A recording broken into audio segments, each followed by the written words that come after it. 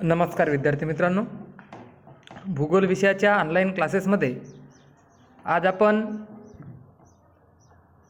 पर्यावरणशास्त्र आणि भूगोल या विषयाचा काय संबंध आहे या संदर्भाने अभ्यास करणार आहोत। पर्यावरण आणि भूगोल हे दोनही विषय तसेच एकाच नाण्याच्या दोन बाजू समजल्या जातात। भूगोल विषयाची व्याप्ती जेवढी आहे त्याहीपेक्षा पर्यावरणशास्त्र या विषयाची व्याप्ती मोठी समजली जातो। भूगोलशास्त्राचा विकास जेवढ्या मोठ्या प्रमाणात झाला तेवढ्या मोठ्या प्रमाणात मात्र पर्यावरणशास्त्र या विषयाकडे लक्ष दिलं गेलं नाही। पर्यावरण भूगोल हा विषय अलीकडच्याच काळात उदयास आलेला असला, अलीकडच्याच काळात या विषयाकडे लक्ष दिलं गेलं असले तरी 1972 मध्ये जी जागतिक वसुंधरा परिषद स्टॉकहोम या शहरामध्ये झाली तेव्हापासून पर्यावरण या विषयाकडे संपूर्ण जगाचे लक्ष विशेषत्वानं आकर्षित केले गेले आणि पर्यावरणातील समस्याकडे विशेष लक्ष देण्यास सुरुवात झाली। एखाद्या प्रदेशाचा विकास साधताना त्या प्रदेशातील पर्यावरणाचा समतोल राखणे आवश्यक असते आणि याची जाणीव तेथील प्रशासन, शासन, समाज आणि व्यक्ती यांना जोपर्यंत होत नाही तोपर्यंत तेथील प्रदेशाचा आर्थिक विकास घडून येत नाही। यासंबंधी जनजागृती करण्याचे प्रमाण कमी असले तरी या विषयाचा शास्त्रशुद्ध अभ्यास करणे ही आजच्या काळाची गरज समजली जात आहे। जगामध्ये पर्यावरणाच्या अध्ययनास महत्त्व प्राप्त झाले आणि पर्यावरण हा शब्द अगदी अलीकडेच उदयास आला असे आपण म्हणू शकतो। पर्यावरण या शब्दाला एन्व्हायरमेंट म्हणजेच एन्व्हिरॉन म्हणजेच टू सराउंड या फ्रेंच भाषेतील शब्दापासून एन्व्हायरमेंट या इंग्रजी प्रचलित शब्दाची उत्पत्ती झाली आणि यालाच आपण मराठीमध्ये पर्यावरण म्हणजेच मानवाच्या सभोवतालचा परिसर असं म्हणतो। पर्यावरण म्हणजेच सभोवतालची स्थिती असे असले तरीही उत्पत्तीशास्त्राच्या दृष्टीने पर्यावरण म्हणजे पृथ्वीवरील विशिष्ट भागाशी निगडीत असलेल्या सभोवतालची परिस्थिती असं सर्वसमावेशक व्याख्या केली जाते। पर्यावरणशास्त्राच्या अनेक भूगोलतज्ञांनी वेगवेगळ्या व्याख्या मांडलेल्या आहेत। पर्यावरणशास्त्र आणि भूगोल या एकाच नाण्याच्या दोन बाजू समजल्या जातात। पर्यावरण भूगोलाची आणि पर्यावरणाच्या जवळपास व्याख्या सारख्याच आढळत असल्या तरी दोघांमध्ये सूक्ष्म असा फरक जाणवतो। बर्नार्ड नेबेल यांनी पर्यावरणशास्त्र म्हणजे विविध परिसंस्था प्रणालीचे परस्पर संबंधातील संतुलनमूलक तत्वाचे शास्त्रीय अध्ययन अशी व्याख्या केलेली आहे। तर डॅनियल चिराल यांनी पर्यावरणशास्त्र हे जैविक आणि अजैविक घटक यांचे पर्यावरण व विशेष करून त्या घटकातील परस्पर क्रियांच्या अभ्यासाचे शास्त्र होय। म्हणजेच निसर्गात आढळणारे सजीव आणि निर्जीव घटक यांच्यामध्ये जे काही आंतरिक परस्पर संबंध असतात त्यांचा अभ्यास डॅनियल चिरास यांनी पर्यावरणशास्त्र या विषयात केलेला आहे। जॉन्सन टार्क यांनी सुद्धा पर्यावरण म्हणजे पृथ्वीवरील पर्यावरणाचे आकलन आणि मानवी जीवनाचा पर्यावरणावर असणारा प्रभाव यांचा अभ्यास होय असं जॉन्सन टार्क यांनी पर्यावरणशास्त्राच्या संदर्भाने आपले मत मांडले। पर्यावरणशास्त्राच्या बहुतेक व्याख्या बहुतेक शास्त्रज्ञांनी केल्या तरी सर्वसमावेशक अशी व्याख्या आपल्याला सापडत नाही। एकंदरीत मानव आणि मानवाच्या सभोवताल असलेली नैसर्गिक आणि जैविक अजैविक परिस्थिती यांचा एकत्रित अभ्यास म्हणजेच पर्यावरण असतो। मानवाच्या सभोवतालचे सजीव आणि पृथ्वीतलावरील अस्तित्व निसर्ग नियमांनी बद्ध असतात आणि अशा संतुलित परिसंस्थांवर मानवाचे जीवन अवलंबून असते। विविध परिसंस्थात समतोल निसर्ग नियमावर आधारित असतो। या परिसंस्थाच्या समतोलाचा आणि मानवी हस्तक्षेपांचा पर्यावरणाच्या शास्त्रात अभ्यास केला जातो। मानवाने केलेल्या आपल्या अतिरेकी हस्तक्षेपामुळे मानवाच्या सभोवतालचे पर्यावरण प्रदूषण, नागरीकरण, ऊर्जाक्षय, वृक्षतोड, अवर्सन, ओझोनचा क्षय यासारख्या समस्या निर्माण झाल्या आणि त्या समस्यांना नियंत्रित करण्यासाठी केलेल्या प्रयत्नांचा एकंदरीत अभ्यास आपण पर्यावरण या शास्त्रात करतो. पर्यावरण शास्त्राची व्याप्तीसुद्धा खूप व्यापक आहे. तरीही मानवाच्या सभोवताल असलेली नैसर्गिक परिस्थिती, ज्यामध्ये परिसंस्था आणि परिस्थितिकी त्याचबरोबर सजीव संहती ह्या गोष्टी अंतर्भूत असतात. तरीही पर्यावरण भूगोलाच्या व्याप्तीचा अभ्यास करत असताना 3 घटकांचा एकंदरीत अभ्यास करावा लागत असतो. पहिला असते की पोषक द्रव्याचे आवक-जावक, जमिनीत असेंद्रिय खनिजे, त्याचबरोबर खनिज द्रव्ये, पाणी, वातावरणात असलेले विविध वायू, कार्बन डायऑक्साईड, नायट्रोजन, गंधक, फॉस्फरस इत्यादी घटक हे सजीव निर्मितीसाठी किंवा सजीवांच्या वाढ आणि विकासासाठी पोषक द्रव्ये समजले जातात. त्या पोषक द्रव्यांचे आवक-जावक सजीवांकडून निर्जीव घटकांकडे आणि निर्जीव घटकांकडून सजीव घटकांकडे नियमित होत असते. दुसरं आहे की सजीव सृष्टीत सजीवांची निर्मिती, वाढ आणि विकास होण्यासाठी सजीवांना ऊर्जेची अथवा अन्नाची आवश्यकता असते. सौर ऊर्जा वातावरणातून शोषून घेऊन वनस्पती स्वतःचे अन्न तयार करतात आणि त्या वनस्पतीवर इतर प्राणी अवलंबून असतात. अशा प्रकारे जीवसृष्टीतील ऊर्जेची आवश्यकता एका घटकाकडून दुसऱ्या घटकाकडे प्रसारित होत असते.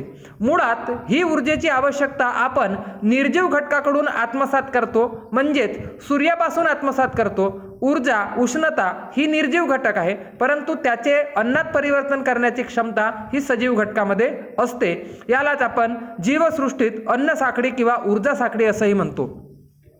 तिसरं आहे पर्यावरणाच्या व्याप्तीमध्ये निसर्ग नियमानुसार कोणत्याही सजीवांचा जन्म, त्याचबरोबर त्याची वाढ आणि विकास आणि शेवटी मृत्यू या चक्रातून प्रत्येकच सजीवाला जीवन जगावं लागत असते.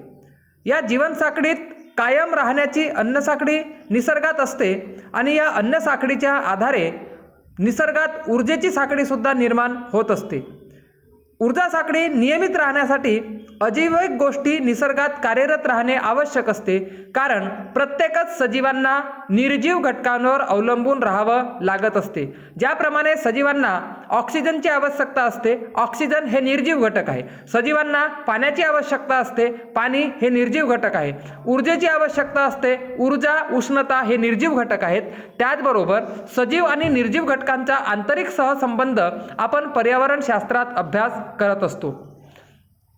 त्याबरोबरच पर्यावरण शास्त्राचा अभ्यास करत असताना काही मुद्द्यांचा अभ्यास आपल्याला आवर्जून करणे आवश्यक असते.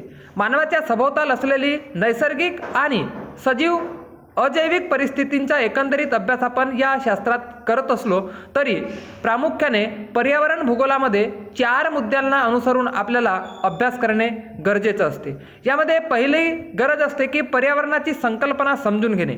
आपण ज्या पर्यावरणाचा अभ्यास करतो त्या पर्यावरण म्हणजेच काय, त्या पर्यावरणात कोणकोणत्या घटकांचा समावेश होतो, त्या पर्यावरणाचे प्रकार काय किंवा त्या पर्यावरणाचे घटक कोणकोणते आहेत, या पर्यावरणामध्ये भूगोलशास्त्र आणि पर्यावरणाचा संबंध काय आहे, तसेच मानव आणि निसर्गाचा काही संबंध आढळतो का, पर्यावरण आणि समाजाचा काही संबंध आहे का, परिस्थितिकी आणि परिसंस्था कशाला म्हणतात, त्यांचे घटक कोणते, परिसंस्था आणि परिस्थितिकी कोणत्या तत्वावर कार्य करतात, परिस्थितिकीची मूलभूत संकल्पना कोणती, तत्व कोणती आणि मानव पर्यावरणाचे सहसंबंध इत्यादीचा अभ्यास आपल्याला पर्यावरणाची संकल्पना समजून घेण्यात जात असतो.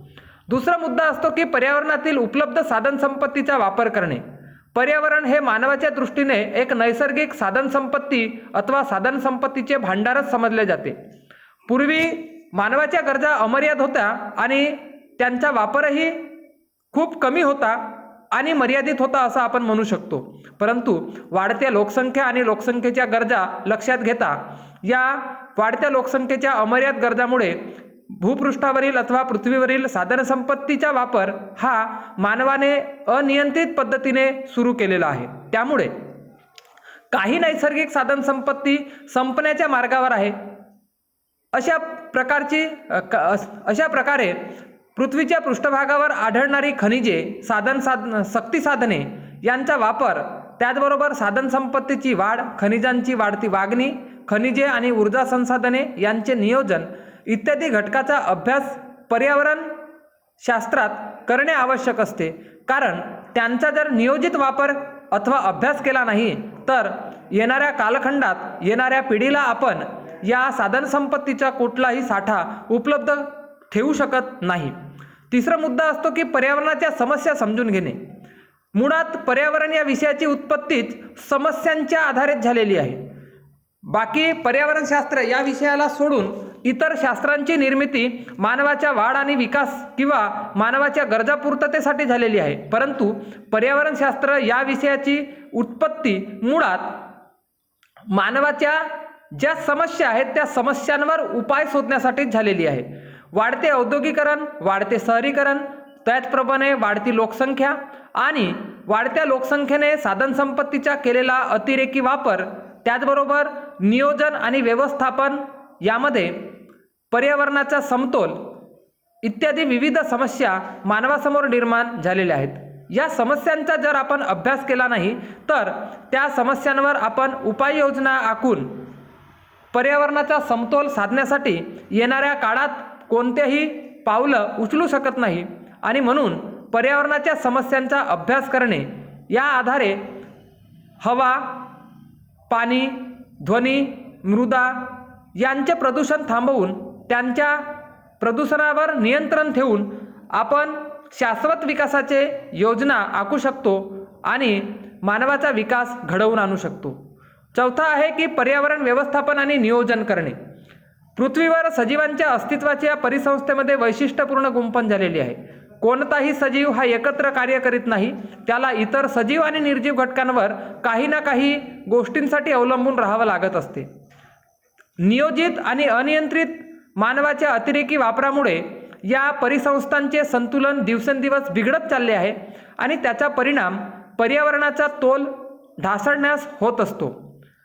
मानवाला उपलब्ध साधनसंपत्तीच्या वापराचे काळजीपूर्वक व्यवस्थापन करणे आणि साधनसंपदा पुढील पिढीसही उपलब्ध व्हावी यासाठी त्यांचं नियोजन करणे ही अत्यंत काळाची गरज समजली जाते. म्हणून पर्यावरण भूगोलाच्या अभ्यासात पर्यावरणाचे व्यवस्थापन करणे आणि नियोजन करणे हा अविभाज्य घटक समजला जातो. पर्यावरण भूगोलाचे स्वरूपसुद्धा खूप व्यापक आहे. पर्यावरणशास्त्राचे स्वरूप अतिशय व्यापक असले तरी नैसर्गिक आणि समाजशास्त्राचा संकल्पित समन्वय पर्यावरणशास्त्राच्या अभ्यासात अभिप्रेत असतो. भौतिकशास्त्र, भूगर्भशास्त्र, रसायनशास्त्र, जीवशास्त्र या निसर्गशास्त्राबरोबरच पर्यावरणाचा अभ्यास मानवशास्त्र, मानसशास्त्र, इतिहास, अर्थशास्त्र, पुरातत्व या सामाजिक शास्त्राशी सुद्धा पर्यावरणाचा घनिष्ठ संबंध जोडला जातो. मानवाला आवश्यक असलेल्या वायू, जल, स्थल प्रदूषण रोखण्यासाठी भौतिक आणि रसायनशास्त्राचा वापर केला जातो. या प्राकृतिक आणि जीवशास्त्रीय साखळींमध्ये भूशास्त्रामध्ये प्राकृतिक भूगोल, भूगर्भशास्त्र, वातावरण, भूपदार्थ विज्ञान याबरोबरच मानवी भूगोल, वनस्पतीशास्त्र, प्राणीशास्त्र, रसायनशास्त्र, जीवशास्त्र या विषयाशी सुद्धा पर्यावरणाचा संबंध जोडण्यात आलेला आहे. पर्यावरण भूगोलात मानव आणि त्याच्या सभोवतालचा परिसर यांच्यातील बदलत्या संबंधाचा अभ्यास केला जात होतो. पर्यावरणातील घटक हे नेहमी बदलत असतात, ते स्थिर नसतात, ते गतिमान असल्याने मानव आणि पर्यावरणाचा आंतरसंबंध हा विस्तृत होत गेलेला आहे. नैसर्गिक घटक किंवा मानवी हस्तक्षेपामुळे ते जटिल होत गेले आणि ते समजून घेणे पर्यावरणशास्त्राच्या गतिमान स्वरूपामध्ये समाविष्ट होत गेले. निसर्गचक्रातील बिघाड नक्की कशामुळे होतो हे शोधण्यासाठी आपण विविध परिसंस्थांची शास्त्रीय चिकित्सा पर्यावरणशास्त्रात करत असतो. ज्या प्रमाणात खनिजे काढली जातात त्या प्रमाणात ती पुन्हा तयार होत नाही आणि पर्यावरणात संपदा नियमनाची जोपासना आणि पर्यावरणाबद्दल सर्वसामान्यांचे अज्ञान प्रवृत्ती, त्याचबरोबर जंगलतोडीचा संबंध पृथ्वीच्या वातावरणाशी आणि वायू प्रमाणाशी जोडलेला आहे.